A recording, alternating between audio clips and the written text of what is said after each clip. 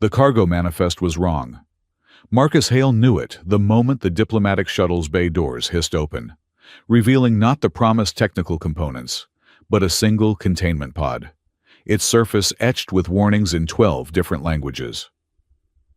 The Kalari delegation stood at attention, their crystalline faces reflecting the harsh lights of Horizon Verge's docking bay like broken mirrors. Marcus set down his welding torch and wiped his hands on his coveralls, leaving fresh grease stains over old ones. He'd been expecting spare parts for the station's failing life support systems, not whatever theatrical nonsense this was. The Kalari never visited this far from the core systems without a reason, and their reasons were rarely pleasant. Marcus Hale! The lead delegate's voice resonated like wind through glass shards. The Imperium sends you a gift. I don't accept gifts, Marcus said, not moving from his workbench. Especially not from people who think gift and trap are interchangeable words. The delegate's face shifted, colors dancing beneath the surface like oil on water. Among the Kalari, it was either amusement or contempt. Marcus had never bothered learning the difference. You misunderstand. This gift is not from us. It is from your enemies, through us. A message, if you will. My enemies, Marcus laughed, a short, bitter sound. I fix things and mind my own business. I don't have enemies. The Zafrani Empire disagrees. That name made Marcus pause. The Zafrani were old adversaries of humanity, their war ending in an uneasy truce 40 years ago. Marcus had been careful to stay far from that particular mess, choosing this backwater station specifically to avoid political entanglements. What do the Zafrani want with me? They remember you, Marcus Hale, the engineer who redesigned their containment protocols, the human who cost them 3 dreadnoughts with a simple software patch. The delegate gestured to the pod. They send you their ugliest gift, their words, not mine, a reminder of what happens to those who oppose them. The pod's locks disengaged with a pneumatic hiss. The front panel retracted, revealing its contents, and Marcus felt the temperature in the bay drop several degrees. She stood 6 feet tall, her skin a patchwork of scars that formed patterns, like constellations drawn by a cruel god. Where the Zafrani typically bore smooth, pearl-like skin, hers was mottled with burn marks and surgical modifications. Her left arm had been replaced with a crude mechanical prosthetic, the kind used for industrial labor, not for living beings. Her eyes, deep violet and filled with barely contained rage, tracked every movement in the bay like a caged predator. But it was the neural collar around her neck that made Marcus's stomach turn. He recognized the design, a punishment device that sent waves of agony through the nervous system at the slightest provocation. The Zafrani had welded it directly to her vertebrae. Her designation is Solari, the delegate said, producing a small control device. A half-breed, Zafrani and something else. They wouldn't specify what. She's been convicted of treason, murder, and 63 other crimes against the Empire. They wanted her executed. But apparently, sending her to you was considered more poetic. Marcus stood slowly, his joints protesting after hours hunched over repairs. He walked toward the pod, ignoring the way the Kalari delegate stepped back. Solari's eyes followed him, her body tense despite the restraints that bound her wrists and ankles. Why? He asked, not taking his eyes off her. The message was clear, the delegate replied.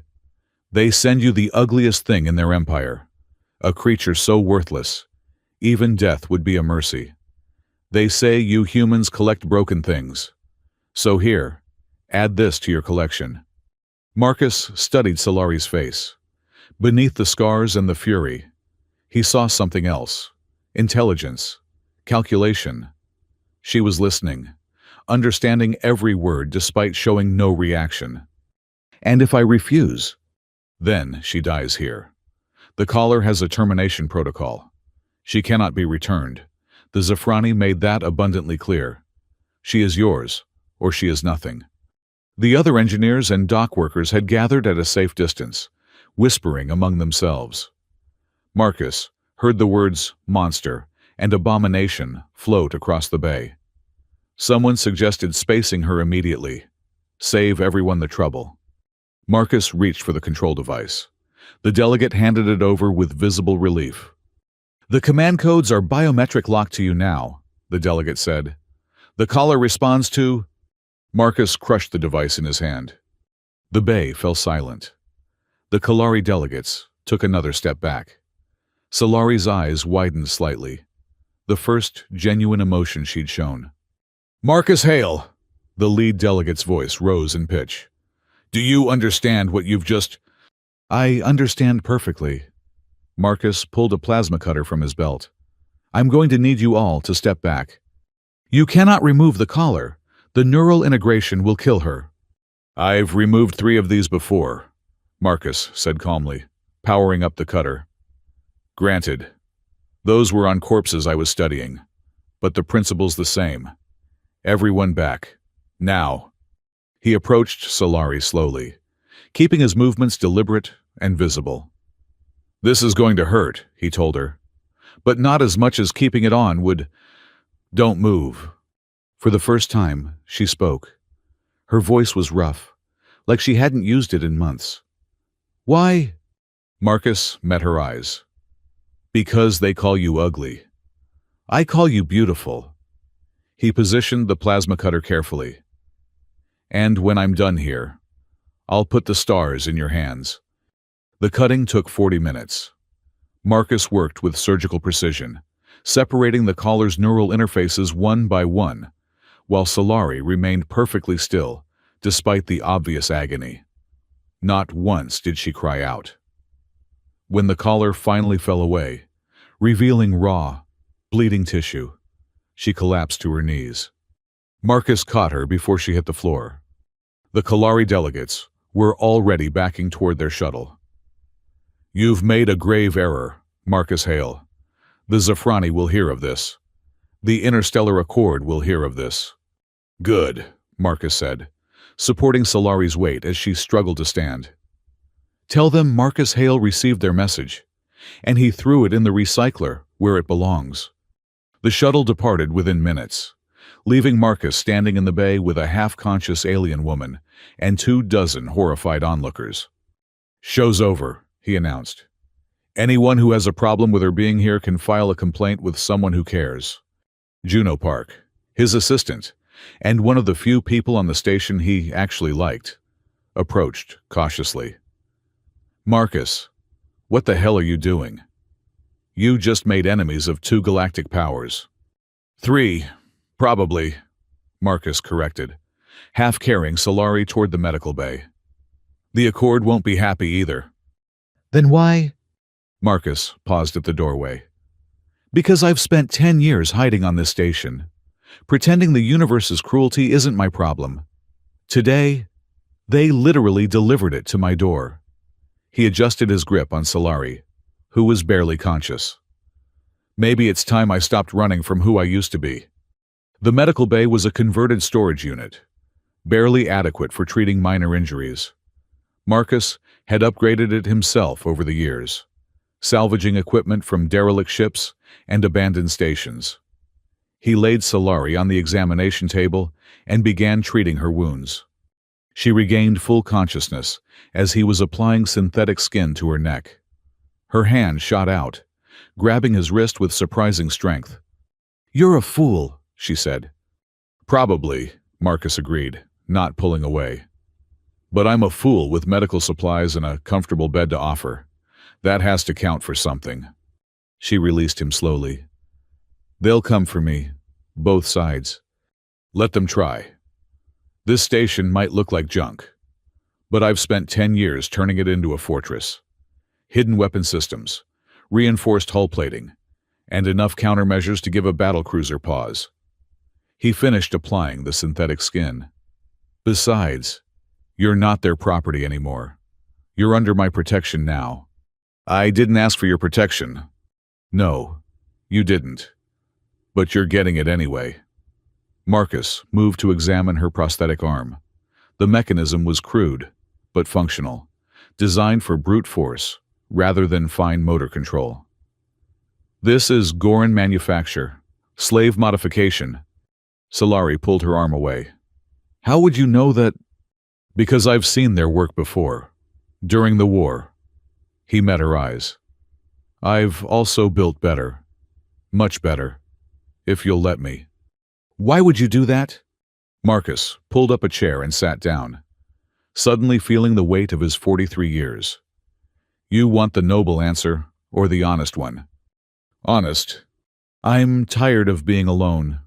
I'm tired of pretending I don't care. And when I looked at you in that pod, I saw someone who's been broken by the same system that broke me. He rubbed his face. Plus, I really hate the Zafrani. And anyone they hate this much is someone I probably want to know. Solari studied him for a long moment. You really did cost them 3 dreadnoughts. 4, actually. They never found out about the last one.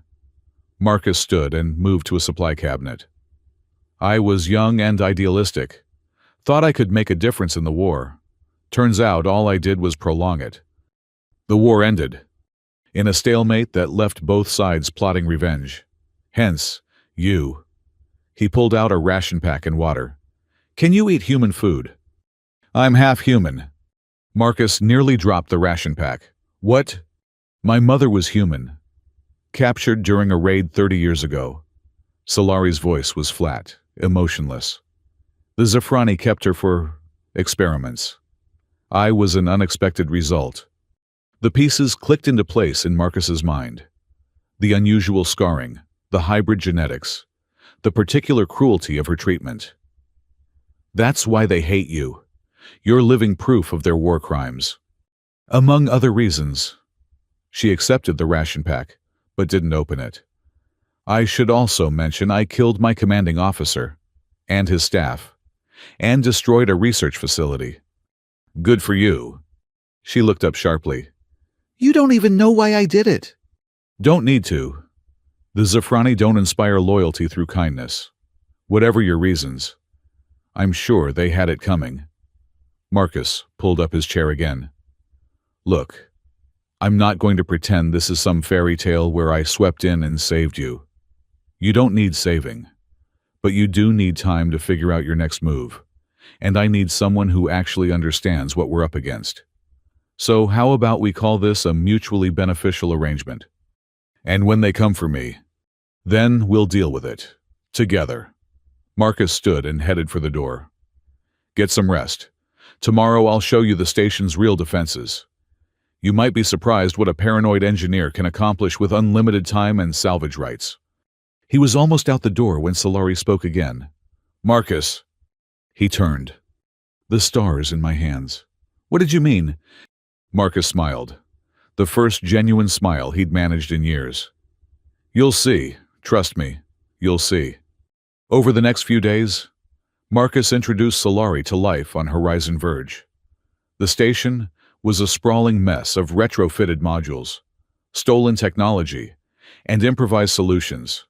To anyone else, it looked like barely controlled chaos. To Marcus, it was home. Solari followed him through the maintenance tunnels, learning the station's hidden passages and secret compartments. Her movements were still stiff, her body recovering from years of abuse, but she absorbed information like a sponge. This whole section is off the official blueprints, Marcus explained, gesturing to a massive chamber filled with dormant machinery.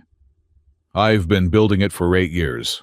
Automated defense drones, each one carrying enough firepower to cripple a frigate. Why? Solari asked, running her hand along one of the drones. You said you wanted to avoid conflict. Avoiding conflict and being unprepared for it are 2 different things. Marcus activated a console, bringing up a 3-dimensional map of the surrounding space. The station sits at a strategic junction between 4 major trade routes. Eventually, someone was going to decide it was worth taking. I just wanted to make sure they'd regret it. You expected this? Someone like me? I expected trouble. You're just a more interesting variety than I anticipated. He pulled up another display. Your cybernetic arm. I can build you a better one. Full neural integration, perfect motor control. It would be like having your real arm back. Why would you do that? Because I can, and because you'll need it for what's coming. Solari turned to face him fully. You know something. Marcus hesitated, then pulled up a secured file. 3 days before you arrived, I intercepted communications between the Zafrani and the Accord. They weren't just sending you here to insult me. This was a test. A test? They wanted to see what I'd do. If I'd reject you, they could claim humans are just as xenophobic as they accused us of being during the war. If I accepted you, they'd demand your return for justice and use my refusal as an excuse to break the treaty. So either way, they win. That's what they think. Marcus smiled grimly. But they made one mistake. They assumed I'd play by their rules. And you won't? Oh, I'll play. But it'll be my game, not theirs. He shut down the console. First, though, we need to get you operational. Can't start a revolution with a broken soldier. Revolution. Solari's voice carried a note of something that might have been hope. Is that what this is? Maybe. Or maybe it's just two broken people deciding they're tired of being pieces in someone else's game. Marcus headed for the exit. Come on. Time to meet the only other person on this station worth knowing. Sethra's shop occupied the lowest level of the station, where the artificial gravity was weakest, and the air always smelled faintly of ozone. The Tyrellian merchant had set up shop 5 years ago, claiming to deal in acquisitions and information. Marcus knew him as the closest thing to a friend he had besides Juno. The alien stood 9 feet tall, his elongated limbs moving with an insect-like grace as he sorted through containers of contraband. His compound eyes reflected Marcus and Solari's approach in 1,000 tiny fragments. Marcus, hail! Sethra's voice was like whispers overlapping. And the gift that has set the diplomatic channels ablaze. How fascinating. You've heard, Marcus asked. I hear everything. The Zafrani are demanding her return. The Accord is debating whether to enforce it, and several bounty hunting guilds are already mobilizing. Sethra's head tilted at an impossible angle. You've created quite the disturbance. Good. Maybe it's time someone disturbed things. Marcus gestured to Solari. She needs equipment, weapons, armor, whatever you can provide. That would make me complicit in whatever chaos you're planning. You've been selling illegal weapons for 5 years. You're already complicit in chaos. Sethra made a sound that might have been laughter. True, but your chaos has the potential to be far more extensive. He moved to a sealed container and began entering codes. Fortunately, I've always appreciated extensive chaos. The container opened, revealing military-grade equipment that should have been destroyed after the war. Plasma rifles, personal shield generators, and a set of adaptive armor that would resize itself to any wearer. Solari picked up one of the rifles, checking its balance with practiced ease. This is Zafrani Special Forces equipment, liberated from a transport that suffered an unfortunate navigation error, Sethra explained. It would be poetic. Don't you think fighting them with their own weapons? It would be practical, Solari corrected, but Marcus caught the slight upturn of her lips. Almost a smile. What's your price? Marcus asked. Information, Sethra replied immediately.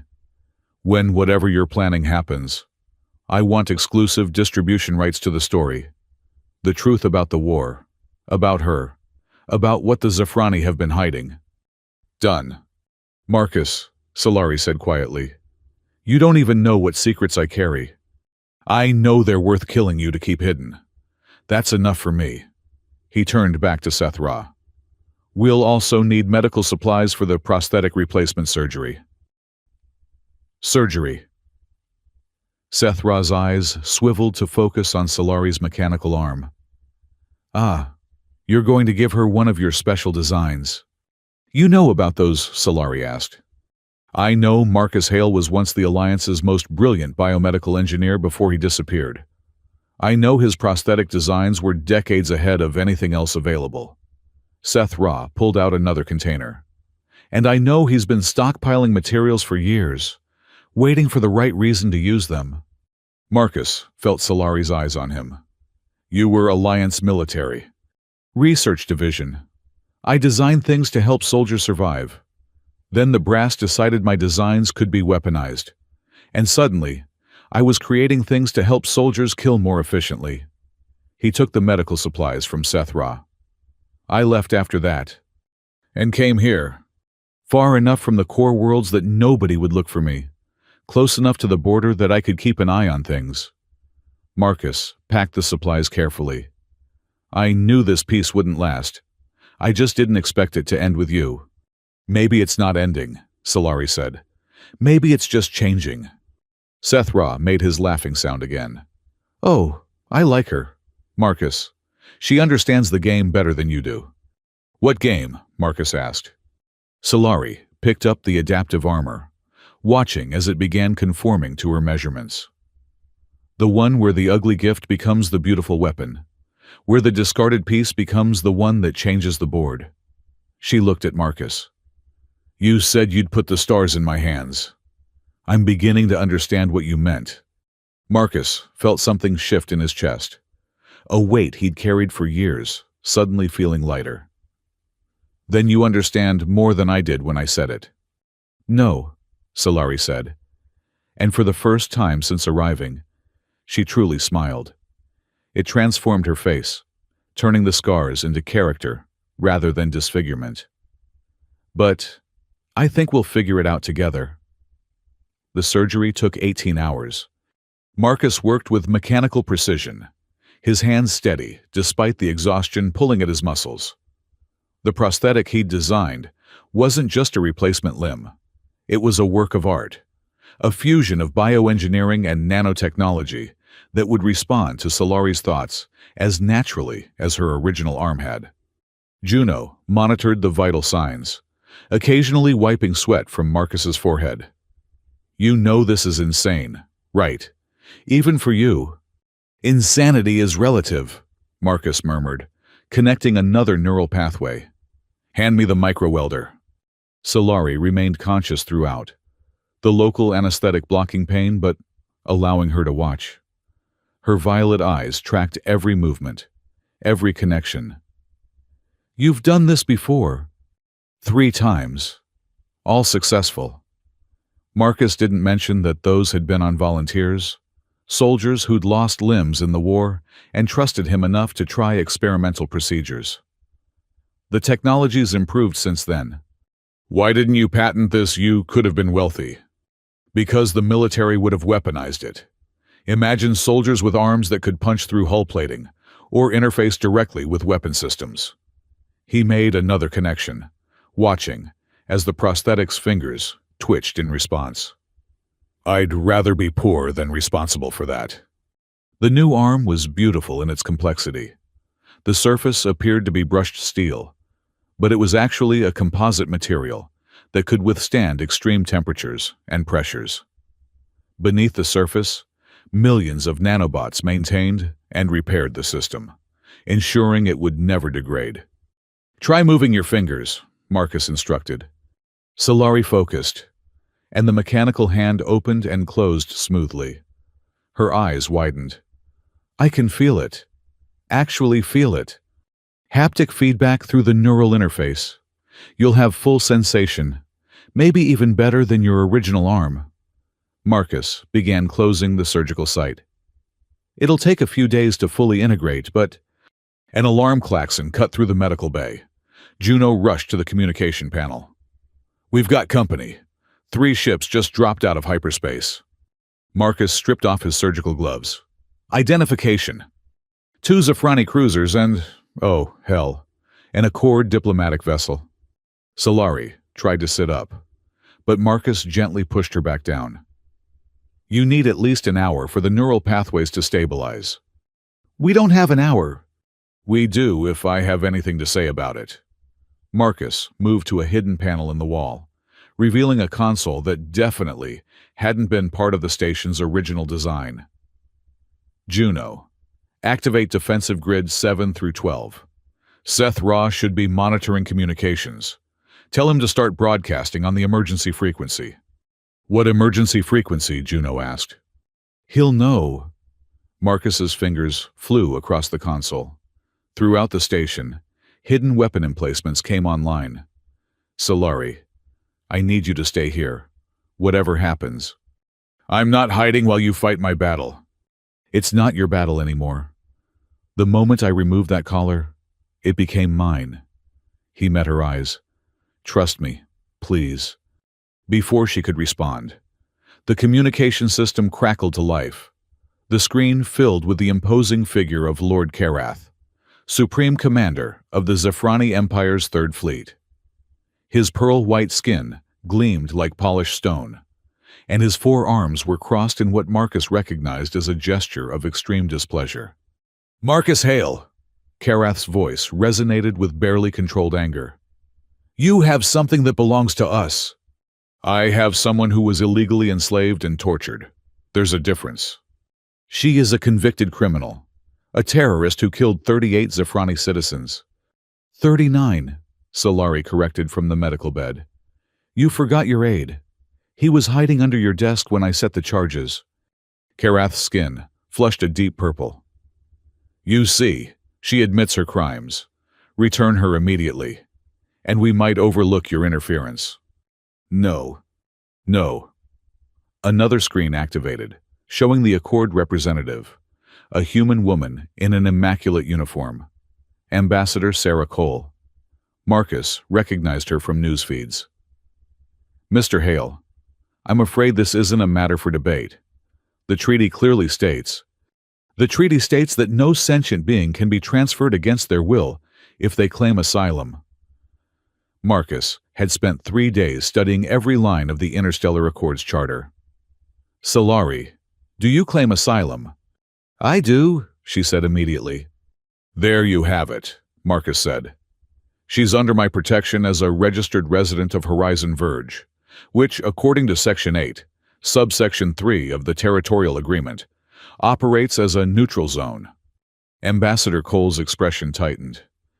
That's a very creative interpretation of the law. It's the exact interpretation. I should know. I helped write that section during the treaty negotiations. Silence fell across all channels. Even Juno stared at him in shock. You're Marcus Hale, Cole said slowly. The Marcus Hale. You disappeared 10 years ago. I retired. There's a difference. Marcus pulled up another display, showing tactical positions of all 3 ships. Now, you have 2 options. Leave peacefully, or try to take her by force.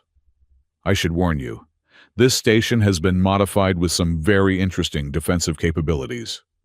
Karath laughed, a sound like breaking glass. You think your pathetic station can stand against 2 war cruisers? I think you're about to find out. Marcus entered a command, and suddenly, both Zephrani ships' navigation systems went dark. That's a localized EMP field, specifically tuned to Zephrani frequencies. Your ships are dead in space for the next 6 hours. Impossible. I had 4 years to study your technology during the war.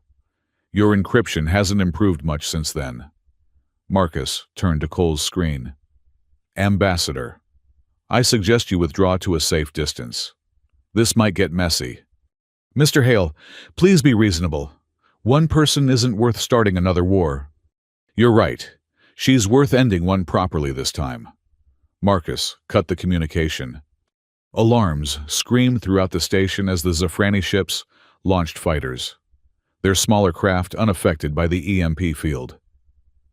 Marcus watched them approach on the tactical display, counting down in his head. Marcus, Juno said nervously, those are Phantom-class fighters. Our point defense won't need to. Marcus activated another system. Watch. The fighters suddenly scattered, their formations breaking apart as they fired on empty space. Their pilots' confused communications filled the channels. Holographic decoys, Solari observed, having managed to prop herself up despite Marcus's protests. You're projecting false signatures. 300 of them, to be exact.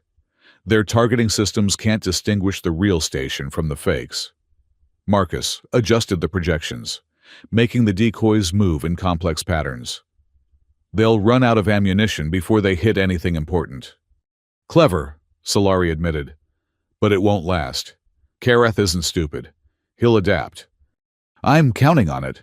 Marcus opened a private channel to Sethra. Are you ready? The packages are prepared for delivery, the Turellian responded. Though I still think you're insane. Noted. Send them. Across the station, dozens of small pods launched, each one heading for a different vector. They looked like escape pods, but Marcus had spent months modifying them into something far more dangerous. What are those? Solari asked. Insurance. Marcus watched as the pods dispersed. Each one contains a compressed data packet with everything I've collected over the years. War crimes, treaty violations, illegal experiments. Your testimony is part of it. Recorded while you were unconscious during surgery. I hope you don't mind. You recorded everything. Everything? Including your mother's name and what they did to her. Marcus's voice softened. She deserves justice too. Solari was quiet for a moment. Helen. Her name was Helen Murphy. I know. I found the records. Marcus pulled up a file. She was a xenobiologist, captured during a research mission. Brilliant woman. You have her eyes. How could you know that? Because I knew her. We worked together before the war. Marcus turned to face Solari fully. She was my friend. When she disappeared, I tried to find her, but the trail went cold. I never imagined. I'm sorry. I should have tried harder. You couldn't have known. Maybe not. But I can make it right now. Marcus activated the broadcast system. Lord Karath, Ambassador Cole. I'm transmitting something you should see. The main screen filled with documentation, classified Zafrani files, detailing illegal human experimentation, breeding programs designed to create hybrid soldiers, and most damning of all, Karath's personal authorization for the projects. Lies, Karath roared. Fabrications. Really, because I have genetic evidence, recorded testimonies from other survivors, and your digital signature on every order. Marcus, let that sink in. Those pods I just launched, they're heading for every major news outlet in known space. Unless you leave now, the entire galaxy will know what you've done. Cole's face had gone pale. My God, is this true? Every word, Solari said, standing despite the obvious pain. Her new arm whirred softly as she steadied herself. I'm living proof of their crimes. You have 10 minutes to withdraw, Marcus announced. After that, the pods transmit automatically. You're bluffing, Karath snarled. You wouldn't dare destabilize the entire... I've been stable for 10 years. It's overrated. Marcus's expression was stone. 9 minutes. The bridge of Karath's ship erupted in argument. Marcus muted the channel and turned to Solari. Can you walk? If I need to, good. Because this is where it gets interesting. He helped her to the bridge, Juno following nervously. Karath won't leave. His pride won't let him. But Cole will. And when she does, she'll report everything to the Accord Council. Which helps us, how? Juno asked. Because the Council includes 3 species that lost people to Zafrani experiments. They'll demand investigations, reparations. Marcus activated another console. But Karath will try something desperate first. As if on cue, one of the Zafrani cruisers fired its main cannon. The shot went wide, striking one of the holographic decoys. But the intent was clear. So much for diplomacy, Juno muttered. Diplomacy was never the point, Marcus replied, entering new commands. Solari, I need you to do something for me. What? Take the helm. She stared at him, You want me to pilot the station? You were a combat pilot. Best in your fleet, according to the records. This station doesn't have engines. Marcus smiled. Doesn't it? He pressed a final sequence, and the entire station shuddered. Deep within its superstructure, massive engines that had been hidden for years roared to life. Horizon Verge began to move. You turned the entire station into a ship. Solari's voice held wonder. More like a mobile fortress. But yes. Marcus transferred control to her console. It handles like a drunk rhinoceros. But it moves. Think you can manage? Solari's new hand gripped the controls, and for the first time since arriving, she truly smiled. Let's find out. The station lurched forward, its hidden engines propelling it away from the Zafrani ships. Karath's cruisers, still paralyzed by the EMP field, could only watch as their target began to escape. Where are we going? Juno asked, gripping a support rail as the station accelerated. The neutral zone's edge, Marcus replied. There's a gathering point there, a place where refugees and outcasts congregate. If we can reach it. An explosion rocked the station. One of the fighters had gotten lucky, its missile finding a real target among the decoys. Hull breach in Section 12, Juno reported. Emergency seals are holding. Return fire, Marcus ordered. With what? Solari asked. The point defense won't. Not the point defense. Marcus activated one final system. The main gun. A panel in the station's hull retracted, revealing a weapon that had no business being on a civilian installation. It was a military-grade particle cannon, the kind mounted on battleships. Where did you get that? Juno breathed. Salvaged it from a derelict dreadnought 5 years ago. Took me 3 years to get it working. Marcus targeted the lead Zafrani cruiser. Karath, last chance. Withdraw, or I put a hole in your ship large enough to fly this station through. You wouldn't dare. The Accord already has evidence of your war crimes. Adding self-defense to my list of infractions won't make much difference. Marcus began charging the weapon. 5 seconds.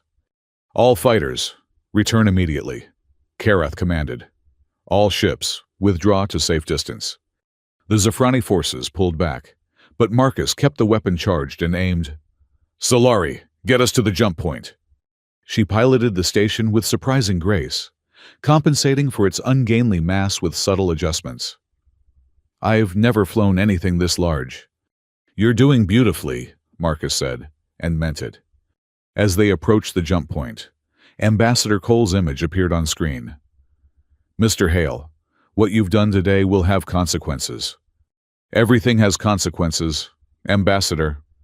The question is whether they're worth it. And is she? Cole looked at Solari. Is one person worth potentially destroying the peace? Marcus didn't hesitate. She's worth reminding everyone that peace built on suffering isn't peace at all. It's just oppression with better PR. Cole was quiet for a moment. The council will want to speak with both of you. They know where to find us. Marcus cut the connection. The jump point loomed ahead, a swirling vortex of energy that would transport them light years away. As they approached, Solari spoke quietly. You gave up everything for me. Your anonymity, your safety, your quiet life. I gave up hiding, Marcus corrected. There's a difference. Why? He thought about it for a moment. Because when they brought you to me, calling you ugly, calling you worthless, I saw myself. I saw everyone who's been told they don't matter because they don't fit someone else's definition of valuable. He met her eyes. And I decided I was tired of letting them be right. The station entered the jump point, reality stretching and warping around them. In that moment of transition, Solari reached out with her new hand and took Marcus's. Thank you, she said simply. Don't thank me yet, Marcus replied, squeezing gently. This is just the beginning. As Horizon Verge emerged on the other side of the jump, alarms immediately began sounding. The tactical display showed dozens of ships. But these weren't military vessels. They were converted freighters, modified passenger ships, and cobbled together craft that looked like they'd been built from spare parts. The refugee fleet, Marcus explained. People who don't fit anywhere else. Outcasts, hybrids, political dissidents. And now us, Solari observed. Now us. Marcus opened a communication channel. This is Horizon Verge, requesting permission to join the convoy. A face appeared on screen, scarred and weathered but smiling. Marcus Hale, we've been waiting for you. Hello, Rivera, Marcus replied. I brought company. Captain Rivera's grin widened. So we heard. The entire sector's buzzing about what you did to Karath. About time someone stood up to those bastards. It's going to get worse before it gets better, Marcus warned. Usually does. But that's why we stick together. Rivera's eyes moved to Solari. Welcome to the fleet, sister. You're among friends here. Solari straightened, and Marcus saw something change in her posture. For the first time since arriving, she didn't look like a prisoner or a refugee. She looked like a warrior who'd found her cause. Thank you, she said, all of you. As Horizon Verge integrated with the fleet, Marcus began receiving messages, offers of support, requests for assistance, intelligence about Zafrani and Accord movements. The quiet life he'd built was definitely over. But watching Solari interact with the other refugees, seeing her laugh for the first time as someone told a joke, seeing her new arm work perfectly as she helped repair another ship's systems, Marcus realized he didn't miss it. So what now? Juno asked, joining him at the observation window. Now we get ready, Marcus replied. Karath won't let this go. Neither will the Accord. They'll come for us. And when they do, Marcus smiled, thinking of the data packets still waiting to transmit, the allies gathering around them, and the woman who'd gone from being called ugly to becoming beautiful in her strength. When they do, we'll be ready. And this time, we won't just defend ourselves. He looked at Solari, who was now surrounded by other hybrids, all of them sharing their stories. We'll show them that their ugliest gifts can become their greatest threats. The refugee fleet drifted through the nebula like ghosts, their ships hidden in clouds of cosmic dust that confused most scanning systems. It had been 3 weeks since Marcus and Solari joined them. 3 weeks of relative peace that Marcus knew couldn't last. Solari stood at the observation deck, her new prosthetic arm extended toward the stars, visible through the nebula's veil. She moved her fingers slowly, watching starlight play across the metallic surface. Still getting used to it, Marcus asked, joining her. It's strange, she admitted. I can feel things I never could before. The electromagnetic fields from the ships, tiny variations in temperature, even the solar wind when we're near the edge of the cloud. The sensors are more sensitive than organic nerves. You're essentially feeling the universe itself.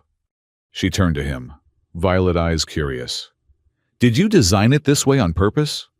I wanted you to have every advantage possible. The universe took your original arm. Seemed fair to give you one that could feel more of it in return. A soft laugh escaped her, still an unfamiliar sound. You have an interesting definition of fair. Marcus, Juno's voice crackled over the intercom. We've got a situation. Rivera's calling a fleet meeting. They made their way to the command center, where holographic projections of the fleet's various captains had already assembled. Rivera's scarred face was grim. We've intercepted Accord communications, she began without preamble. They're mobilizing a task force, 30 ships, including 2 dreadnoughts. They're bringing dreadnoughts for refugees, someone asked incredulously. Not for us, Rivera replied, her gaze shifting to Marcus and Solari. For them? Solari straightened. Let them come. I won't hide behind others. Nobody's hiding, Rivera assured her. But we need to be smart about this. Marcus, you know their tactics better than anyone. What are we dealing with? Marcus pulled up a tactical display, his fingers dancing across the controls. Standard Accord doctrine would be to surround and contain, then negotiate. But with dreadnoughts, He paused, thinking. They're not coming to negotiate. They're coming to make an example. Of us, Juno asked. Of what happens when someone defies the system? Marcus highlighted several points on the star chart. They'll try to drive us into open space, away from the nebula's protection. Once exposed, they'll demand surrender. And if we don't, Rivera asked, though her tone suggested she already knew. Then they'll destroy one ship at a time until we do. Silence fell across the assembled captains. Finally, a Krellian captain spoke, his voice resonating through his translator. Perhaps we should consider negotiating. If we hand over... Finish that sentence, Solari interrupted, her voice deadly quiet. And I'll show you exactly why the Zafrani feared me enough to send me away in chains. The Krellian fell silent. Nobody's handing anyone over, Rivera stated firmly. We don't abandon our own. That's what makes us different from them. Then, what do you suggest? Another captain asked. Marcus studied the star chart, an idea forming. We don't run, we don't hide. We make them come to us, but on our terms. The nebula won't hide us forever, someone pointed out. It doesn't need to. Marcus began plotting coordinates. Solari, you were a combat pilot. What do you know about stellar phenomena? Enough to avoid them, she replied carefully. What about using them? Marcus highlighted a section of the nebula. There's a young star here, still forming. The gravitational distortions and radiation would play havoc with their systems. But our ships are smaller, more maneuverable. You want to fight them in a stellar nursery? Rivera sounded impressed, despite herself. That's insane. It's unexpected, Marcus corrected. The Accord follows regulations, procedures. They won't anticipate us choosing such a dangerous battlefield. Because it's suicide, the Krellian captain protested. No, Solari said slowly, understanding dawning in her eyes. It's brilliant. Their dreadnoughts are too massive to navigate the gravitational currents safely. They'd have to send smaller ships, evening the odds. Exactly. Marcus turned to Rivera. How many combat-capable pilots do we have? Maybe 40, if we're generous with the definition of combat-capable. I can train them, Solari offered. Give me 2 weeks and I'll have them ready. We might not have 2 weeks, Juno pointed out. Then I'll work faster. Solari's determination was palpable. These people took me in when I had nothing. I won't let them suffer for it. Rivera nodded slowly. Do it, Marcus. I want you working on ship modifications. If we're going to fight in that mess, we'll need every advantage we can get. As the meeting dispersed, Marcus found himself alone with Solari again. She was studying the tactical display, her new hand tracing patterns in the air as she visualized flight paths. You know this is dangerous, he said. Everything about my existence is dangerous. She didn't look away from the display. At least, now I get to choose my danger. Is that what this is, a choice? She turned to him then, something soft in her expression. You gave me a choice the moment you crushed that control device. Everything since then has been me choosing to stay, choosing to fight, choosing to... She paused, searching for words. Choosing to believe that maybe I'm not the monster they said I was. You're not, Marcus said firmly. How can you be so sure? Because monsters don't worry about being monsters. They don't train refugees to defend themselves. They don't risk everything to protect people they barely know. Maybe I'm just returning a favor. You protected me. No, Marcus shook his head.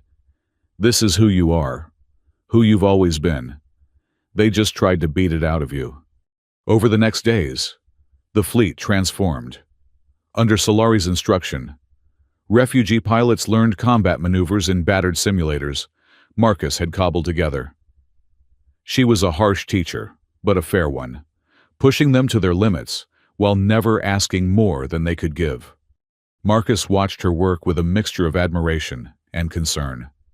She drove herself harder than anyone, spending 18-hour days training pilots, modifying fighters, and studying Accord tactical doctrine. She's going to burn herself out, Juno observed, joining Marcus in the hangar, where Solari was installing weapon systems on a converted transport. She's trying to prove something, Marcus replied. To who? Herself. Mostly. He moved to where Solari was working, noting the slight tremor in her organic hand. When's the last time you ate? This morning, she replied without looking up. It's evening of the next day? She paused, finally meeting his eyes. I can't stop. They're coming and we're not ready. We'll never be ready enough to face dreadnoughts head-on. That's not the point. Marcus gently took the tools from her hands. The point is, to be ready enough to survive. And you can't help anyone if you collapse from exhaustion. I've survived worse. I know. That's the problem. Marcus's voice was soft. You're so used to surviving torture that you're torturing yourself. You don't have to anymore. Something broke in her expression. I don't know how to stop. If I stop moving, stop working, I start remembering. The collar, the pain, the years of being told I was worthless. Then, let's create new memories. Marcus gestured to the hangar full of working refugees. Look around. These people don't see you as worthless. They see you as their teacher, their protector. Their hope, Juno added. You should hear how they talk about you. The woman who stood up to the Zafrani Empire and lived. Solari looked around the hangar, seeing it as if for the first time. A young human pilot waved at her, grinning. A Tyrellian engineer nodded respectfully. A group of hybrid children who'd been watching her work scattered, giggling. They're not afraid of me, she said wonderingly. Why would they be? Marcus asked. You're one of them, different, rejected, but refusing to give up. Before Solari could respond, alarms began wailing throughout the fleet. Rivera's voice echoed across all channels. Accord forces detected at the nebula's edge. All hands to battle stations. The hangar erupted in controlled chaos. Pilots ran to their ships while engineers made final adjustments. Solari moved toward her fighter, a modified interceptor Marcus had specifically upgraded for her. Wait, Marcus called. She turned back to find him holding a small device. Neural link for your prosthetic. It'll integrate with your fighter's systems. Give you reaction times no organic pilot could match. She took the device, their fingers brushing. Marcus, if something happens. Nothing's going to happen, he interrupted. But if it does, she persisted. I want you to know that these weeks have been... I haven't felt human in years. You gave that back to me. You were always human. The best kind, the kind that survives the worst and still chooses to help others. She smiled. That rare, transformative expression. For someone who claims to be a cynical engineer, you're quite the optimist. Only about you. The moment stretched between them, loaded with unspoken possibilities. Then another alarm sounded, and the spell broke. Go, Marcus said. Show them what their ugliest gift can do. Solari nodded, slipping into her fighter with practiced ease. As the canopy closed, Marcus saw her mouth 3 words he couldn't hear over the engine noise, but he knew what they were. Thank you, Marcus. The battle began at the nebula's edge. The Accord fleet approached in perfect formation, their ships gleaming like predatory insects against the cosmic backdrop. Admiral Catherine Walsh commanded from the dreadnought Reconciliation, her voice broadcasting across all frequencies. Refugee fleet, this is the Interstellar Accord. You are harboring fugitives wanted for crimes against member species. Surrender them immediately, and the rest of you may leave peacefully. Rivera's response was characteristically blunt. The only crime here is your hypocrisy. We decline your generous offer. Then you leave us no choice. The Accord ships began advancing, but Marcus was ready. Execute Starburst, he commanded. The refugee fleet scattered in seemingly random directions, each ship following pre-planned routes deeper into the nebula. The Accord forces hesitated, their formation disrupted by the unexpected maneuver. "They're heading for the stellar nursery," someone reported to Admiral Walsh. "Follow them," she ordered. "All ships maintain pursuit." It was exactly what Marcus had hoped for. As the larger Accord vessels entered the gravitational chaos around the forming star, their movements became sluggish, systems struggling to compensate for the constantly shifting forces. "Now," Solari's voice came through the comm. "Attack pattern Theta." The refugee fighters, led by Solari, erupted from hiding spots throughout the nebula. They moved like a swarm, using the gravitational currents to boost their speed and maneuverability. Solari's fighter danced through space, her prosthetic arm integrated with the controls allowing her to react faster than thought. She targeted the Accord fighters first, disabling rather than destroying when possible. These pilots were following orders. They didn't deserve to die for their admiral's ambitions. "Impressive," Marcus heard Walsh admit over an intercepted channel, "but not enough." The dreadnoughts began firing their main guns, not at the fighters, but at the refugee fleet's larger ships. A converted freighter exploded, then another. "They're picking us apart," someone screamed over the comm. Marcus watched the tactical display, his mind racing. They'd anticipated the Accord would play by rules of engagement, but Walsh was being ruthless. Then he noticed something. "Solari, the dreadnought's positioning. Look at their formation." She saw it immediately.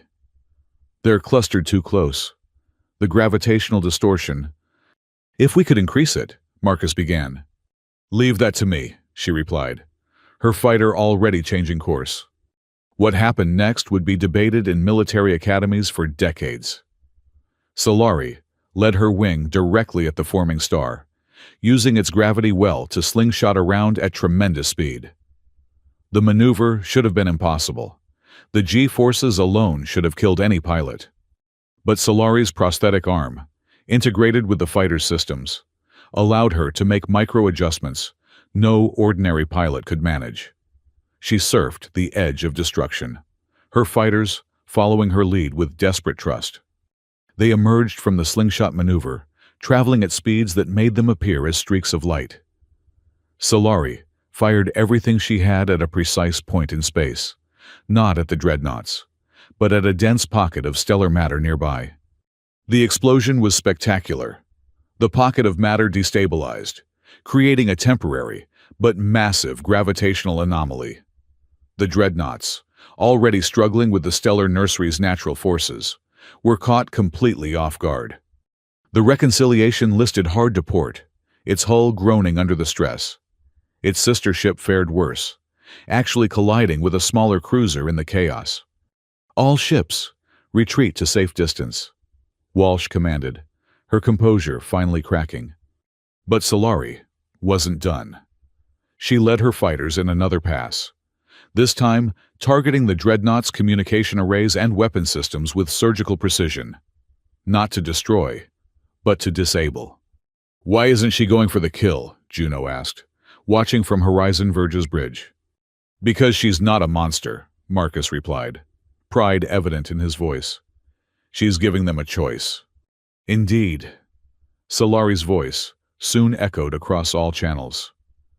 "Admiral Walsh, your ships are disabled but not destroyed. Your crews are alive. Leave now, and they stay that way. Continue this fight, and I'll show you why the Zafrani Empire feared me enough to call me their worst mistake." For a long moment, space was silent except for the cosmic background radiation and the groaning of stressed hulls. Then Walsh spoke. "You're Solari, the hybrid." "I'm Solari," she confirmed. "The person you're trying to trade for political convenience. The one you'd sacrifice to maintain your comfortable peace. The peace has kept billions alive. By sacrificing thousands like me. Hidden away, experimented on, erased." Solari's voice was steady, but Marcus could hear the pain beneath it. "Your peace is built on our suffering. And what would you have us do, start another war? No. I'd have you remember that peace without justice is just oppression with better marketing." Solari paused. You have 1 hour to withdraw. After that, I stop being merciful. The Accord fleet, battered and humiliated, began withdrawing. As they reached the nebula's edge, Walsh sent one final message. This isn't over. No, Solari agreed. It's just beginning. As the immediate threat passed, the refugee fleet regrouped.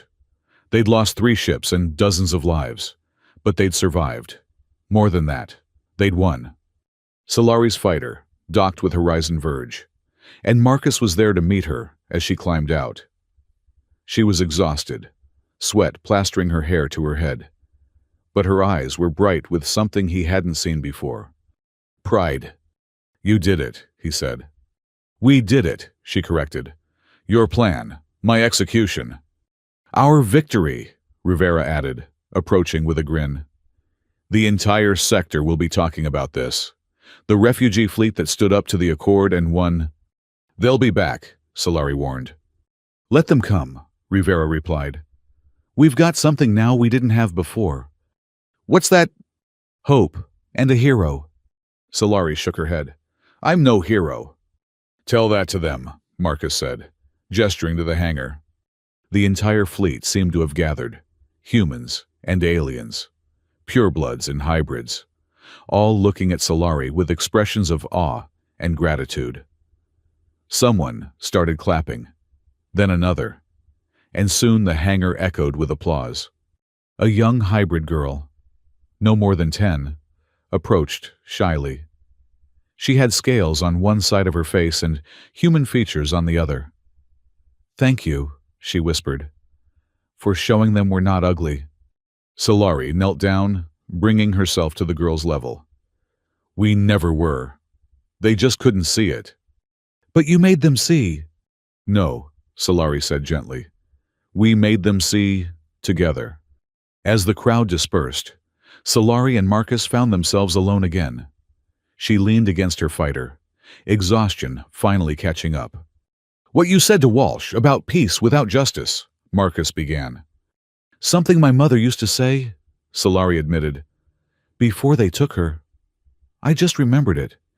She would have been proud of you today. I hope so. Solari looked at her prosthetic hand, flexing the fingers. You know what the strangest thing is? What? For the first time in my life, I feel beautiful. Not because of how I look, but because of what I chose to do. Marcus smiled. That's what I saw the day they brought you to me. Not the scars or the modifications. The strength underneath, waiting to shine. You saw all that in a chained prisoner. I saw all that in you.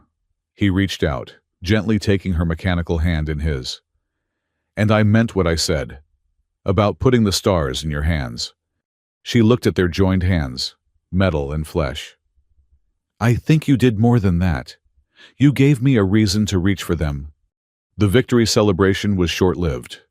3 days after the Accord's retreat, Seth Ra arrived at the refugee fleet in his modified merchant vessel, his compound eyes reflecting more worry than Marcus had ever seen from the usually unflappable Tyrellian. We have a problem, Seth Ra announced without preamble, his elongated form folding into the conference room where Marcus, Solari, and Rivera had gathered. When don't we? Rivera muttered, but her attempt at levity fell flat. Seth Ra activated a holographic display showing intercepted communications. The Zafrani Empire and the Accord have called an emergency summit. First time in 40 years, they've agreed on anything. Let me guess, Marcus said grimly. We're the something they agree on. More specifically, you two. Seth Ra's gaze shifted between Marcus and Solari. They're calling you terrorists, war criminals. The Accord is using your attack on their fleet as evidence, while the Zafrani... He paused, pulling up another file. Lord Karath has convinced them that Solari possesses stolen military secrets that could destabilize the entire sector. Do you? Rivera asked Solari directly. Solari was quiet for a moment, her prosthetic hand clenching and unclenching reflexively. Yes. What kind of secrets? Marcus asked, though his tone suggested he already suspected. The location of every Zafrani black site, documentation of their breeding programs, and, she hesitated, the access codes to their automated defense grid. Rivera whistled low. That's enough to start a war. Or end one, Marcus countered. Permanently. They're mobilizing a joint task force, Sethra continued. 60 ships. They'll be here within a week. The fleet can't survive that, Rivera said bluntly. Not even with Solari's piloting and Marcus's tricks. Then, we don't fight them here, Marcus said, his mind already working through possibilities. We take the fight somewhere else. Where? Solari asked. Marcus pulled up a star chart, highlighting a system at the edge of neutral space. Meridian Station. It's a neutral trading post, but more importantly, it's where the Galactic Press Corps maintains their primary relay station. You want to make this public? Rivera realized. The Accord and Zafrani have been controlling the narrative. Time we told our side. Marcus turned to Solari. But it means revealing everything. Your mother. What they did to you. All of it. And if I do this, if I reveal everything, what then? They'll never stop hunting me. They'll never stop anyway, Marcus pointed out. But if the galaxy knows the truth, they'll have to do it in the light instead of the shadows. Solari stood, walking to the viewport. Outside, the refugee fleet drifted peacefully, families living their lives, children playing in the corridors of battered ships. These people will be caught in the crossfire. These people are already caught, Rivera said gently. We've been running and hiding for years. Maybe it's time to stop. It's not that simple, Solari protested. You don't understand what Kareth is capable of. He's not just military command. He was the architect of the hybrid program. Every atrocity, every experiment, it all traces back to him. Then expose him, Marcus said firmly. Show the galaxy what their peace is built on. Sethra interjected. There's one more thing. My sources say Karath is coming personally. He'll be commanding the Zafrani forces. Solari turned sharply. That's not possible. High Command would never risk him in direct combat. Unless he volunteered, Marcus said slowly. Unless this is personal for him too. He wants to silence me himself, Solari realized. I'm the only living evidence of his crimes. Then we make sure you're not the only evidence, Marcus decided. Sethra, can you get us to Meridian Station ahead of the fleet? My ship is fast, but it can only carry maybe 20 people. That's enough. Solari and I will go, along with a small security team. Rivera, you take the fleet deeper into the nebula. If this goes badly... It won't, Rivera interrupted. I know you, Marcus. You've got a plan. The beginning of one, he admitted. But it depends on Solari being willing to do something incredibly dangerous. More dangerous than fighting the Accord fleet in a stellar nursery. Yes, Marcus met her eyes. I need you to challenge Kareth to single combat. The room fell silent. Even Sethra's compound eyes stopped their constant movement. That's insane, Rivera said finally. The Zafrani don't recognize dueling rights anymore. They do for matters of honor among the nobility, Marcus corrected. And Kareth is nobility. More importantly, he's proud. If Solari challenges him publicly, in front of the media, he won't be able to refuse without losing face. And when he accepts and kills her, Rivera demanded.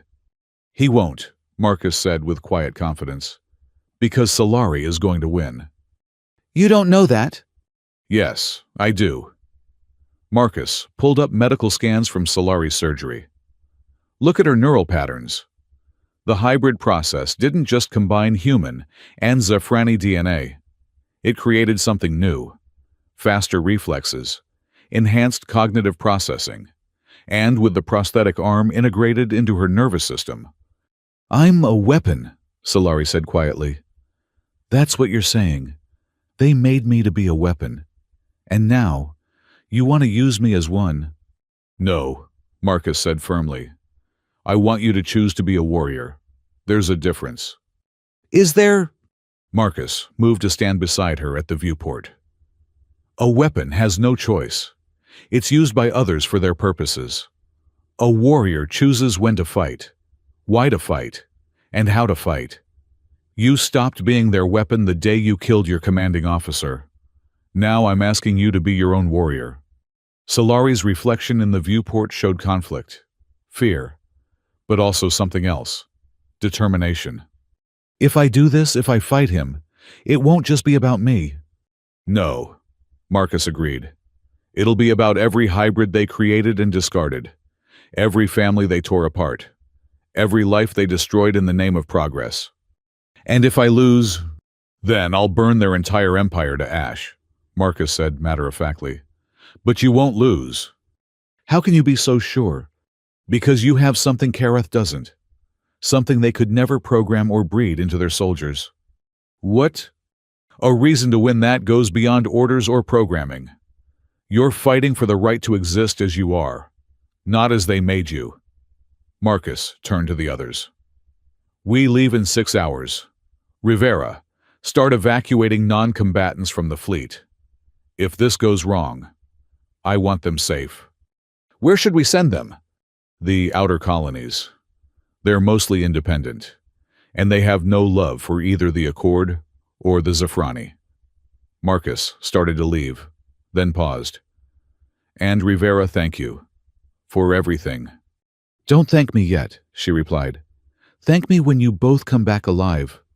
The journey to Meridian Station took 4 days through hyperspace.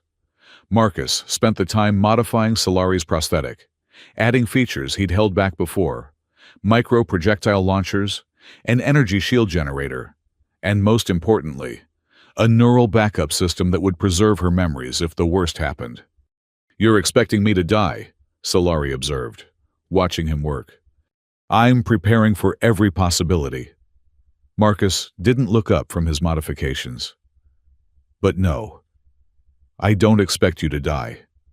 I expect you to surprise everyone, including yourself. I've been thinking about what you said, about being a warrior instead of a weapon. And my mother was a scientist. She believed in using knowledge to help people. They turned her into an experiment, and me into a killer. Solari flexed her prosthetic hand, watching the servos respond. Maybe it's time I chose to be something else. What? A protector. Like you. She met his eyes. You could have stayed hidden on that station forever, but you chose to protect me, then the fleet. Why? Marcus set down his tools, considering. Because hiding felt like dying slowly. When they brought you to me, I saw a chance to live again, even if it meant risking everything. And was it worth it? Ask me after we survive this. Solari smiled, that transformative expression that changed her entire face. You really do believe we'll survive. I believe in you, Marcus corrected. There's a difference. Before she could respond, Sethra's voice echoed through the ship. We're approaching Meridian Station, and you should see this. They moved to the bridge, where the view screen showed the massive structure of Meridian Station, a rotating hub of commerce and communication at the crossroads of 3 major trade routes. But that wasn't what Sethra wanted them to see. Ships were arriving from every direction, not military vessels, but civilian craft, freighters, passenger liners, private yachts, even a few diplomatic vessels. The station's docking bays were overflowing. What's happening? Solari asked. Word got out, Sethra explained, pulling up communication intercepts. About you, about the challenge. People are coming to witness it. How did word get out? Marcus asked, though his tone suggested he already knew. I might have mentioned it to a few contacts, Sethra admitted. Who mentioned it to their contacts? Who mentioned it to the media? Sethra, you magnificent bastard, Marcus laughed. You've turned this into a spectacle. Kareth can't refuse now, the Turellian confirmed. Not with half the galaxy watching. They docked at one of the few remaining ports, and immediately found themselves surrounded by journalists, cameras, and curious onlookers. Station security struggled to maintain order as Marcus and Solari made their way through the crowds. "Is it true you're challenging Lord Karath?" a human reporter shouted. "Will you reveal the Zafrani secrets?" asked another. "Are you and Marcus Hale romantically involved?" a third called out, causing both of them to stumble slightly. They pushed through to the station administrator's office, where a harried-looking Altarian greeted them. "Mr. Hale, Miss Solari, I'm Administrator Kresh. I have to protest this use of my station for whatever this is." "This is justice," Marcus replied calmly. "Long overdue. This is chaos. I have 3 fleets converging on my station. Media from every major civilization. And—" Kresh paused, his 4 eyes blinking rapidly. "And apparently the Galactic Council is sending observers." The Council, Solari was surprised. "They haven't taken direct interest in anything for decades." "Well, they're interested now." Kresh pulled up a message. "They're sending Arbitrator Thane himself." Marcus whistled. Arbitrator Thane was legendary, a figure who had mediated the end of 3 wars and was respected by every species in known space. "When will Karath arrive?" Solari asked. 6 hours, Kresh replied. "The Accord fleet will arrive an hour after that. I've been instructed to provide a neutral ground for negotiations." "Not negotiations," Solari corrected. "A reckoning." The next hours passed in a blur of preparation. Marcus worked with station security to establish a dueling ground in the largest cargo bay, while Solari meditated, preparing herself mentally for what was to come. Sethra, meanwhile, coordinated with the media, ensuring every major news outlet had perfect angles for broadcasting. "If we're going to do this," he explained, "we do it so thoroughly that no one can deny or hide what happens." Finally, the moment arrived. The Zafrani fleet dropped out of hyperspace with military precision, their ships forming a perfect defensive sphere around Karath's flagship. The Lord himself transported to the station with a full honor guard, his pearl-white skin gleaming, his forearms crossed in aristocratic disdain. He was exactly as Solari remembered, tall, elegant, and utterly without mercy. His eyes found her across the docking bay, and his expression didn't change. "Abomination," he said, his voice carrying despite the distance. "You should have accepted death with dignity." "I prefer life with defiance," Solari replied, stepping forward. The crowd parted, creating a path between them. "Lord Karath of the Third House, architect of atrocities, I challenge you to single combat by the ancient laws of your people." "You have no standing to challenge me. You are not Zafrani." "I am half Zafrani, created by your programs, marked by your empire." Solari raised her prosthetic arm. "Your laws recognize me as property, but your traditions recognize me as blood. Choose, Karath. Am I property with no rights, or am I Zafrani enough to challenge you?" It was a trap, and everyone knew it. If Karath declared her property, he admitted the Empire created and owned hybrids, making them responsible for every hybrid's actions. If he accepted her as Zafrani, he had to accept the challenge. "Clever," Karath admitted. "Did the human teach you that?" "The human taught me I had choices," Solari replied. "I'm choosing to face you. Then you're choosing to die." "We'll see." Arbitrator Thane arrived just as they were finalizing the terms. The ancient being, whose species was so old, most had forgotten their name, observed both combatants with eyes that had seen civilizations rise and fall. "The terms," he asked in a voice like grinding stone. "Single combat," Karath stated. "To the death." "To submission or death," Solari corrected. "I want him alive to face justice." "Optimistic," Karath sneered. "The challenge chooses weapons," Thane noted. "Lord Karath."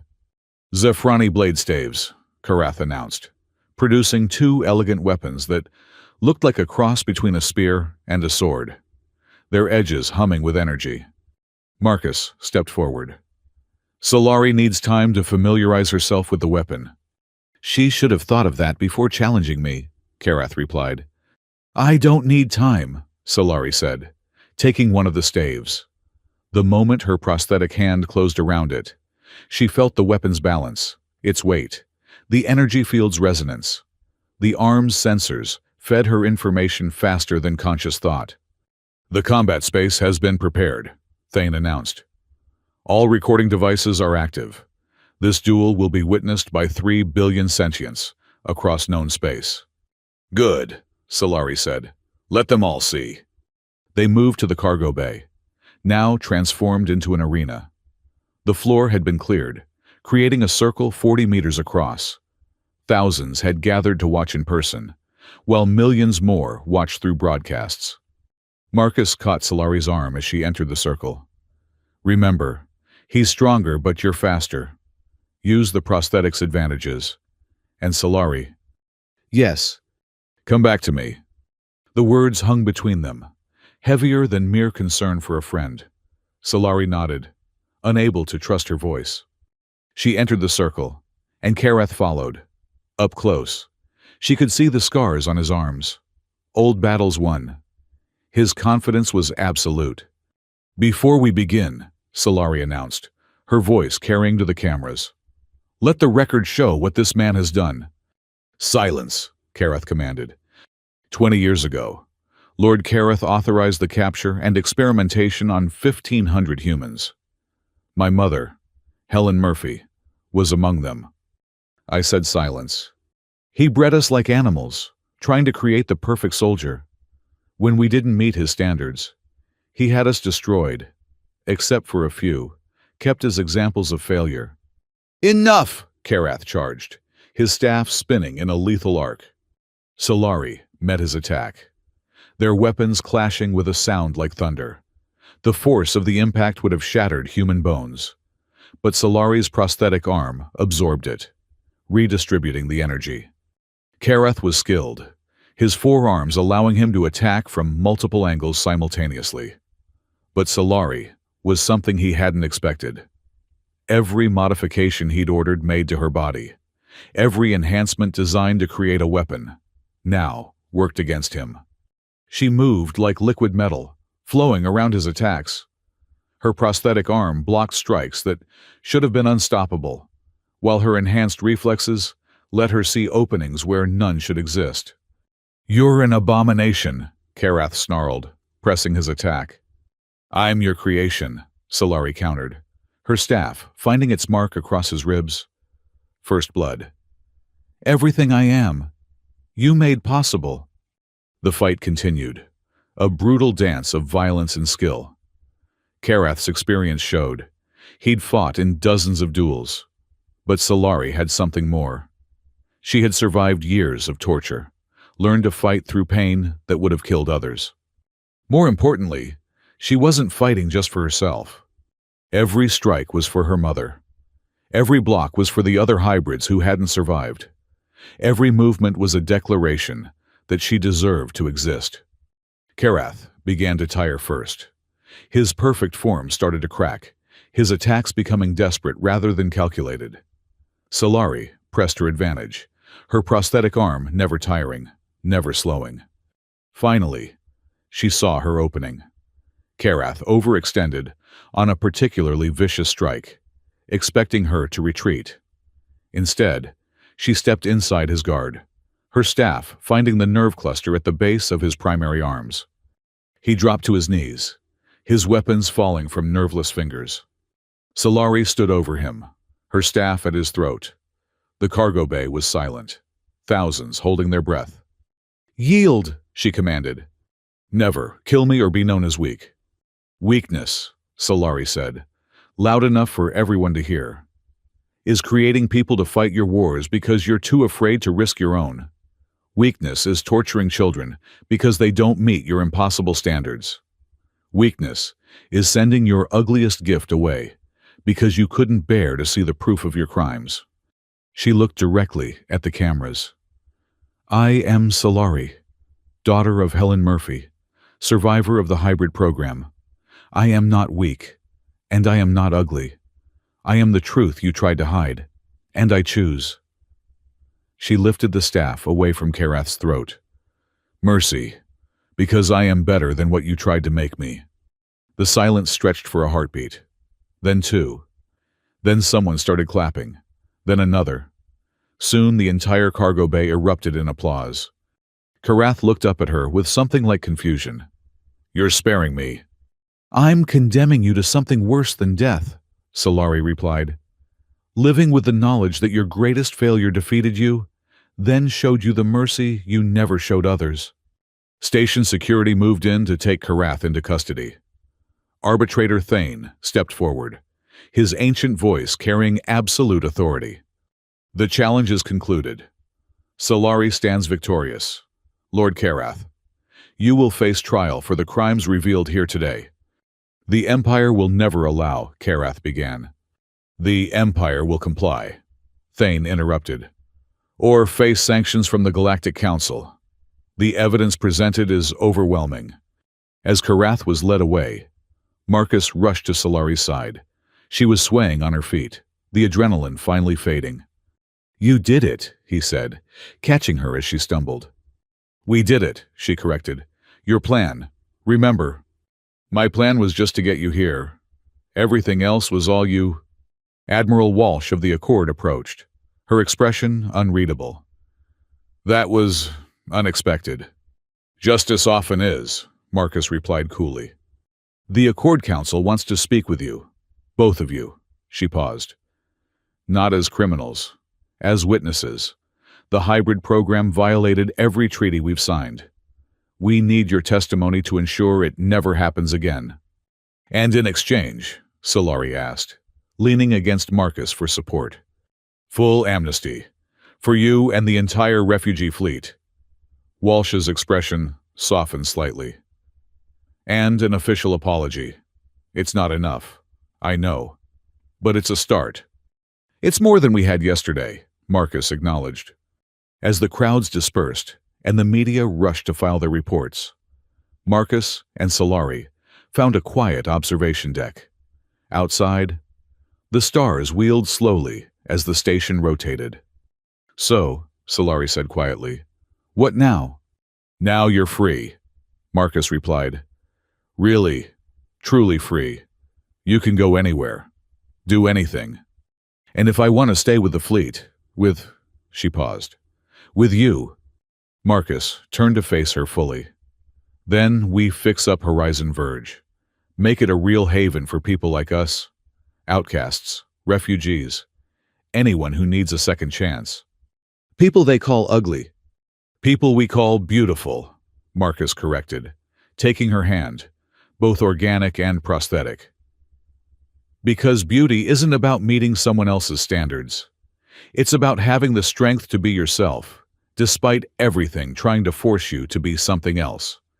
Solari looked at their joined hands, then up at Marcus. You really did it. You put the stars in my hands. No, Marcus said softly. You did that yourself. I just reminded you that you deserve to reach for them. She kissed him then. There in the starlight. The woman they'd called ugly, and the man who'd called her beautiful. It wasn't a fairy tale ending. There was too much pain in their pasts for that. But it was a beginning, and that was enough.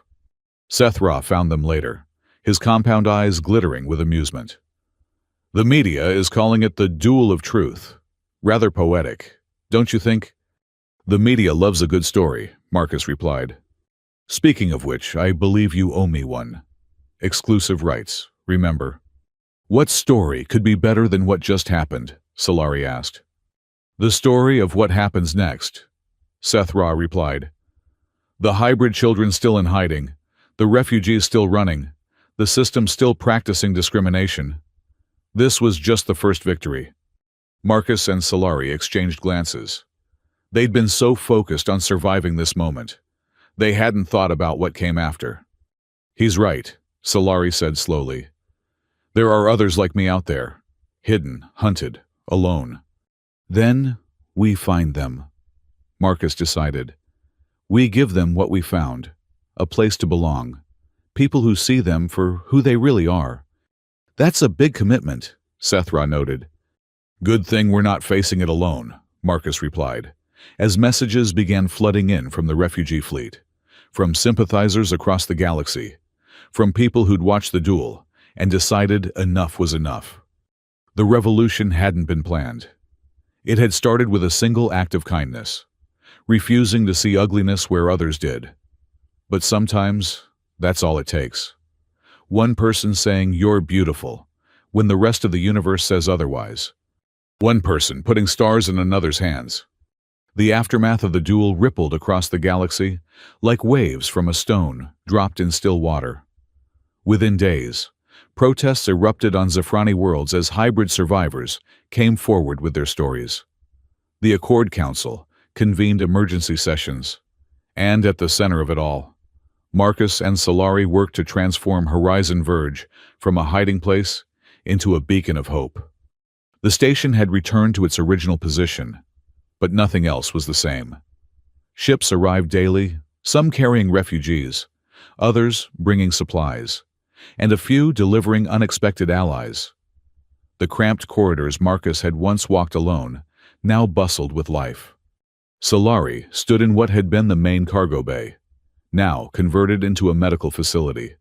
Dr. Amelia Cross, who'd arrived from the core worlds after watching the duel, was examining a young hybrid boy whose scales were causing him constant pain. The nerve endings were deliberately malformed, Cross explained to Solari, designed to cause discomfort, probably to make the subject more aggressive. "Can you help him?" the boy's mother asked, hope and fear warring in her voice. "We can," Solari assured her, placing her prosthetic hand gently on the woman's shoulder.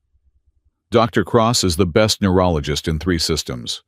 She came here specifically to help." "Why?" the mother asked, looking at Cross with suspicion born from years of disappointment. Cross looked up from her examination. "Because what was done to these children was a crime against medicine itself. Every doctor takes an oath to do no harm. The physicians who created these modifications violated everything we stand for." As Cross began treating the boy, Solari moved through the facility, checking on other patients. Her prosthetic arm had become a symbol of hope for many of them, proof that their modifications could be overcome, even turned into advantages. Marcus found her there an hour later, sitting with a hybrid girl who was learning to use her new prosthetic legs. The girl was laughing as she took her first steady steps, her parents crying with joy. "You're good at this," Marcus observed when Solari joined him. "At what?" "Giving people hope, being the hero they need." Solari shook her head. "I'm not a hero. I'm just someone who survived and got lucky enough to find you." "Luck had nothing to do with it," Marcus replied, "and you need to see something." He led her to his workshop, where multiple screens displayed news feeds from across the galaxy. Everyone showed the same story from different angles. The hybrid rights movement was gaining momentum. The Zafrani Parliament voted to recognize hybrids as full citizens, Marcus reported. The Accord is establishing a reparations fund. 3 major corporations have announced they'll hire hybrid workers with full benefits. "It's happening too fast," Solari said, worry creeping into her voice. "Changes like this create backlash." "Maybe. But look at this." Marcus pulled up a specific feed, showing a Zafrani school where hybrid and pureblood children were attending classes together for the first time. That's Kareth's home planet. His own people are rejecting what he stood for. Where is he now? Awaiting trial on the council station. Juno's been monitoring the proceedings. He's trying to claim he was following orders, but the evidence you revealed destroyed that defense. Solari was quiet for a moment, watching the children on the screen playing together, oblivious to the historical moment they represented. "My mother would have loved to see this." "She did see it," Marcus said gently. "Through you, every life you save, every person you help, it's her legacy continuing." Before Solari could respond, alarms began sounding throughout the station, not the harsh klaxons of attack, but the urgent tone of emergency arrival. They rushed to the docking bay where a damaged shuttle was attempting to land, Its hull was scorched, one engine failing, and it was transmitting no identification codes. "Should we turn them away?" Juno asked, her hand hovering over the defense controls. "No," Solari said firmly. "We don't turn anyone away." The shuttle barely made it into the bay, crashing more than landing. Emergency teams rushed forward as the hatch opened, and a figure stumbled out. It was a Zafrani woman, but not pure blood. Her features showed clear signs of genetic manipulation, though different from the hybrid program. She was carrying something wrapped in thermal blankets. "Please," she gasped, collapsing to her knees. "Help them." Solari caught her before she hit the floor, and the blankets fell away, revealing two infant hybrids. They were so young, their modifications were barely visible, just hints of what they might become.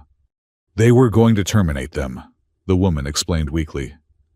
"The program was supposed to be shut down, but some facilities, they're still operating, hidden, off the books." Marcus knelt beside them, scanning the infants with a medical sensor. "They're alive, but barely. We need to get them to Dr. Cross immediately."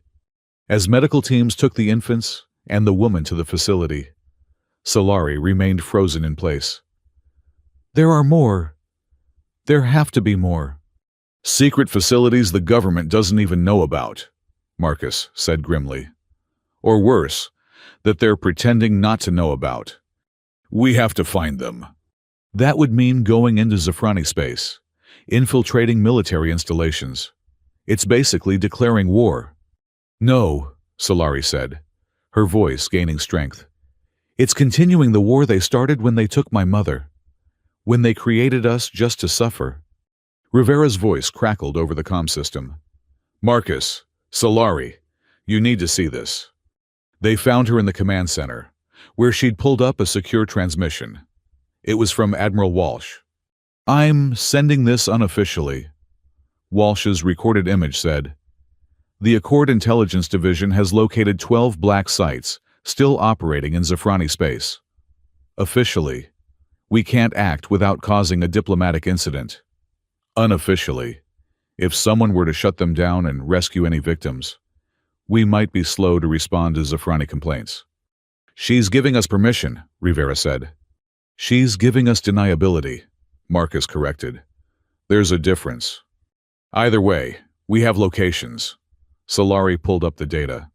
12 facilities, probably hundreds of victims. "We don't have the resources for this," Juno pointed out. "The station is already overwhelmed with refugees." "Then we get help," Marcus decided. He opened a channel to Sethra, who appeared on screen immediately. "Let me guess," the Tyrellian said. "You're about to do something dangerously noble and need my assistance." "We need ships, crews, and medical supplies for a rescue operation." "How many rescues?" 12 facilities, unknown number of victims." Sethra's compound eyes glittered. "That would require significant resources. Fortunately, you've become quite popular. Half the Merchant Guild wants to be associated with the heroes of Meridian Station." "We're not heroes," Solari protested. "Tell that to the billion beings who watched you spare Karath's life. You showed mercy to someone who never showed it to others. That kind of thing resonates." Within days, a fleet had assembled. Not military vessels, but converted freighters, medical ships, and volunteer crews from dozens of species. The media called it the Freedom Fleet, much to Marcus's annoyance. "I hate publicity," he muttered, watching news feeds of their preparations.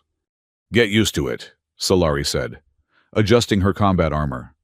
They'd decided she would lead the actual rescue teams, while Marcus coordinated from Horizon Verge. "This only works if people are watching.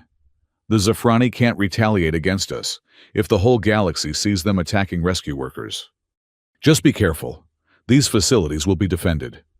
"I know, but they're defended against military assault, not a rescue operation." She turned to face him.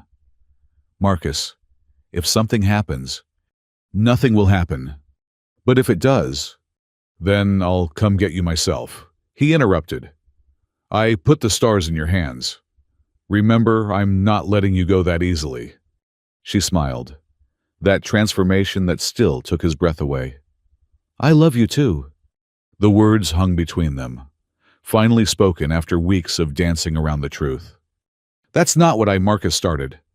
Yes, it is, Solari said simply. And when I get back, we're going to talk about it properly. But right now, I have people to save. The first facility they hit was on a moon at the edge of Zafrani space. It was listed as a medical research station, but Solari recognized it immediately. She'd been held there for 6 months during her conditioning. The defenses were automated, designed to repel boarders. But Solari's team didn't board. They broadcast their arrival on all frequencies, showing their medical ships and rescue equipment. This is Solari of Horizon Verge, she announced. We're here for the victims of illegal experimentation. Any personnel who stand aside will not be harmed. Anyone who resists will be recorded and prosecuted for crimes against sentient beings. Half the facility's staff immediately surrendered. The other half tried to destroy evidence and eliminate the test subjects. They didn't account for Solari's speed or her team's determination. The rescue took 6 hours. They found 43 hybrids in various stages of modification. Some so young they hadn't even developed language yet. The facility's director tried to claim diplomatic immunity until Solari showed him the live feed of his actions being broadcast across the galaxy. The old rules don't apply anymore, she told him, as security forces took him into custody. The universe is watching. Each facility fell the same way. Not through violence, though there was some, but through exposure. The Freedom Fleet's greatest weapon wasn't their ships or soldiers. It was the constant media coverage that made it impossible for the Zafrani government to deny what was happening. By the 8th facility, Zafrani military forces were actively helping with the rescues, their commanders more afraid of public opinion than their superiors' orders. It's working, Juno reported to Marcus as he watched the feeds from Horizon Verge. The Zafrani Parliament is in emergency session. They're voting on full disclosure of all black sites. Politics catching up with reality, Marcus observed. About time. Dr. Cross appeared on another screen, exhaustion clear in her features. Marcus, we've treated over 300 victims so far, but some of these modifications, they're beyond current medical knowledge. Send me the scans, Marcus said. I might have some ideas. For the next several hours, he worked on solutions, designing new prosthetics, creating treatment protocols, pushing the boundaries of biomedical engineering. It was what he'd always been meant to do, not creating weapons, but fixing what violence had broken. The 12th and final facility was different. It was newer, better defended, and when Solari's team arrived, they found it empty of staff. Only the victims remained, locked in cells that would have killed them if the rescue had been delayed even a day longer. Among them was someone unexpected. Marcus! Solari's voice came through the comm, shaky with emotion. You need to see this. The video feed showed a cell containing an elderly human woman, frail but alive. Her eyes, despite years of captivity, were sharp and defiant. And violet, just like Solari's. That's impossible, Marcus breathed. Helen Murphy died 20 years ago. Apparently not, Solari said, tears streaming down her face as she helped her mother from the cell. Helen Murphy was weak but coherent. She recognized her daughter immediately, despite the modifications, despite the years.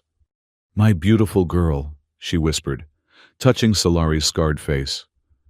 They told me you were dead. They told me the same about you. I know. I heard everything. They made me watch the broadcasts of your duel. Helen's eyes shone with pride.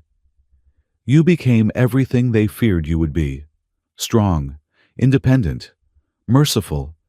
I had help, Solari said, and introduced her to the rescue team, explaining about Marcus, about everything that had happened. Helen listened, then asked to speak to Marcus directly. When the connection was established, she smiled. Marcus Hale. I remember you from the xenobiology conference on Terra. You were so young, so brilliant. Dr. Murphy, Marcus said formally. Then his composure cracked. Helen, I'm so sorry. I should have looked harder when you disappeared. You couldn't have known, but you saved my daughter. You gave her what I couldn't, freedom and purpose. Helen paused, gathering strength. Thank you. The return to Horizon Verge was triumphant. 732 victims rescued, 12 facilities shut down, and evidence of crimes that would reshape interstellar law for generations. But for Marcus and Solari, the only thing that mattered was the reunion happening in the medical bay. Helen Murphy, despite her ordeal, insisted on helping treat the younger victims. Her expertise invaluable, even after years of captivity. She's remarkable, Dr. Cross said to Marcus, watching Helen work. After everything she's been through, she's still focused on helping others. Like mother, like daughter, Marcus replied, his eyes on Solari, who was assisting her mother. That evening, as the station settled into its new routine as a treatment center and refuge, Marcus found Solari on the observation deck, where they'd first watched the stars together. How's your mother? He asked. Recovering, slowly, but she's strong. Solari turned to him. She wants to stay here, help with the medical work. Of course, we need all the expertise we can get. Marcus, Solari took his hand, both organic and prosthetic. What you've done, not just for me, but for all of us. We did it together, he interrupted. No, let me finish. When they brought me to you, I was ready to die. I thought I was nothing, worse than nothing. You didn't just save my life. You gave me a reason to live it. You had that reason all along. I just reminded you it was there. Maybe. But I need you to know something. She pulled him closer. I meant what I said before leaving. I love you. Not because you saved me, but because you saw me. The real me. Not the hybrid or the weapon or the victim. Just me.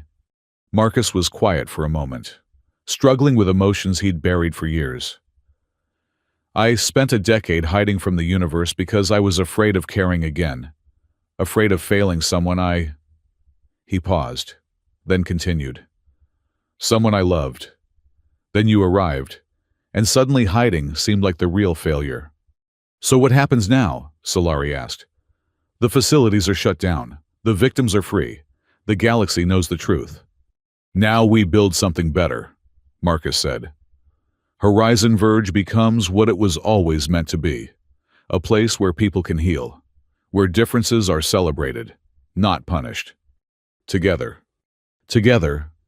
they stood there, watching the stars wheel slowly past, two people who'd found each other in the darkness and chosen to create light. A year later, Horizon Verge had transformed completely. The station had been expanded with modules donated by grateful governments and corporations. It housed the galaxy's premier treatment center for genetic modification victims, a school for hybrid children, and research facilities dedicated to beneficial genetic therapies. Marcus stood in his new laboratory, larger and better equipped than anything he'd had before. He was working on a project that would have seemed impossible years ago, reversing harmful modifications while preserving beneficial ones, giving victims choice over their own bodies. Solari entered, now wearing the badge of Station Security Chief, a position created specifically for her. The Zafrani delegation is here. Already. They're eager to show their commitment to reform, she paused. Karath's trial verdict came through. And life imprisonment, with his personal assets going to victim compensation. It's not enough, Marcus said. No, but it's a start. Solari moved to stand beside him, looking at his current project. Is that what I think it is? Neural interface technology that could let any hybrid control their modifications consciously. Turn them on, or off at will. That's incredible. It's necessary. People should have control over their own bodies. Dr. Murphy entered, now fully recovered and serving as the station's chief medical officer. The delegation is getting impatient. Let them wait, Marcus said. They made us wait decades for justice. Play nice, Helen chided gently. They're trying to make amends. Some things can't be amended, only acknowledged, Solari said. They made their way to the conference room, where the Zafrani delegation waited. The lead delegate stood as they entered, offering a formal bow. Station Commander Hale, Security Chief Solari, Dr. Murphy. On behalf of the Zafrani Empire, I offer our deepest apologies for the crimes committed against you and all hybrid beings. Apologies are words, Marcus replied. What are you offering in actions? Full citizenship for all hybrids, reparations for victims, and funding for the station's work for the next century. And the research, Helen asked. All of it, including Karath's private files, will be transferred to you within the day. Solari stepped forward. There's one more thing. The hybrid children being born now, naturally, to mixed couples. They're still facing discrimination. We're implementing education programs, the delegate assured her. Teaching our people that diversity strengthens us, not weakens us. Good, because we'll be watching. After the delegation left, the three of them stood in the conference room, looking out at the expanded station. Did you ever imagine this? Helen asked her daughter. No, Solari admitted. When I was in that cell, when they called me ugly, worthless, I couldn't imagine surviving another day, let alone this. You did more than survive, Marcus said. You thrived. You became the proof that their entire worldview was wrong. We became that proof, Solari corrected. All of us, together. That evening, in the station's new communal area, hundreds gathered for dinner. Humans, Zafrani, hybrids, and dozens of other species, all sharing meals and stories. Children played between the tables, their laughter echoing through corridors that had once known only silence.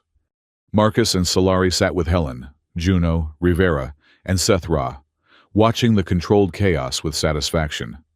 You know what the strangest thing is, Solari said, her hand intertwined with Marcus's. What he asked. They called me their ugliest gift, but in trying to insult you, to hurt both of us, they gave us exactly what we needed, each other, and the chance to change everything. Poetic justice, Seth Ra observed, his compound eyes glittering with amusement. The best kind.